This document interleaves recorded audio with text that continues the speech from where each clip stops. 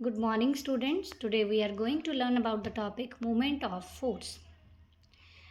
As you all know that you have read in linear motion कि whenever we apply force on an object, that force helps the body to change its position or it helps the body to get displaced from that position.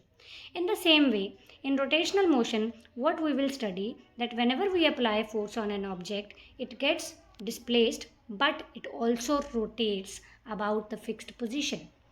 आइए इसको एक example की help से समझते हैं। यहाँ पर जैसे कि आप देख सकते हैं ये एक रेंच है। रेंच यूज़ किया जाता है किसी भी स्क्रू को टाइट या ओपन करने के लिए। तो मान लीजिए यहाँ पर एक स्क्रू फिक्स्ड है और हमने यहाँ पर जाके रेंच को फिक्स कर दिया and we are going to apply force on this end जो कि कुछ डिस्टेंस पर है। So this is fixed end and this is the free end. तो फिक्स्ड एंड से जो स्क्रू आपने फिट किया है उसके कुछ डिस्टेंस पे जाके आप यहाँ पर इस पॉइंट पे फोर्स लगाएंगे। Let the distance is D. तो जब आप फोर्स लगाना शुरू करेंगे तो आप देखेंगे कि आपने अगर फोर्स इस डायरेक्शन में लगाया है तो बॉडी आपका स्क्रू जो है वो टाइट होना शुरू हो जाएगा और ऑन दी अदर हैंड अगर आपने फोर्स उस डायरेक्शन में लगाया है तो आप स्क्रू को ओपन कर पाएंगे। सो this is called turning effect. आपके फोर्स लगाने की वजह से ही आपके इस एंड पे फोर्स लगाने की वजह से ही आप स्क्रू को टाइट या लूज़ कर सकते हैं। सो this is only called the movement of force कि आपने फोर्स लगाई और बॉडी में टर्निंग इफेक्ट प्रोड्यूस हो गया। इसका एक और एग्जाम्पल भी है बच्चों। आपके किसी भी रूम का डोर जो होता है वो आपका हिंजेस के पास फिक्स्ड होता है तो that is the fixed axis. तो जब आप हैंडल से पकड़ के फोर्स लगाते हो तो आपका डोर उस फिक्स्ड एक्सिस के अराउंड रोटेट करना शुरू कर सकता है। एक चीज़ याद रखेंगे बच्चों, जितना ये डिस्टेंस ज़्यादा होगा फोर्स लगाने का फिक्स्ड एंड से उतना ही बढ़िया टॉर्क प्रोड्यूस होगा, उतना ही बढ़िया टर्निंग इफेक्ट प्रोड्यूस होगा, उतना ही बॉडी को आप इजीली रोटेट कर पाएंगे। सो यहाँ से आप फार्मूला देख सकते हैं, torque equals to F cross D.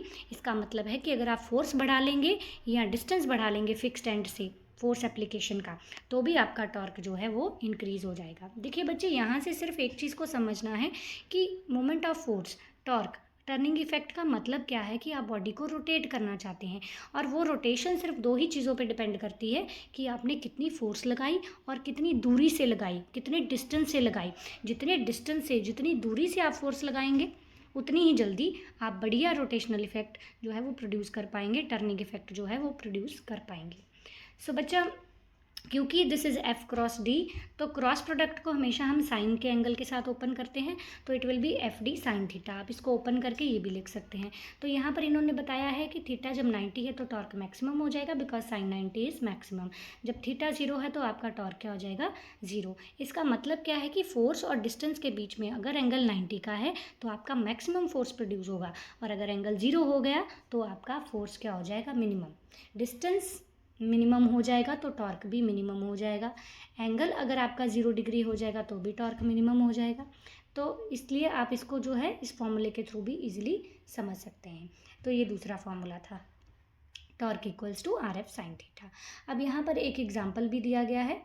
आप देख सकते हैं कि यहाँ पर फोर्स दी गई है 50 न्यूटन, डिस्टेंस दिया गया है 20 सेंटीमीटर। तो आपको फॉर्मूले में बस पुट करके जो है टॉर्क की वैल्यू निकालनी है। ठीक है बच्चे, और एक पॉइंट आपने यहाँ पे रिमेंबर करना है कि अगर आप किसी भी बॉडी को क्लॉकवाइज डायरेक्शन में घुमा रहे हैं तो आपका मोमेंट ऑफ फोर्स जो पॉजिटिव रहेगा। अगर आप उसको एंटी क्लॉकवाइज डायरेक्शन में घुमा रहे हैं तो आपका मोमेंट ऑफ फोर्स क्या हो जाएगा, negative. So this is point two remember. Thank you.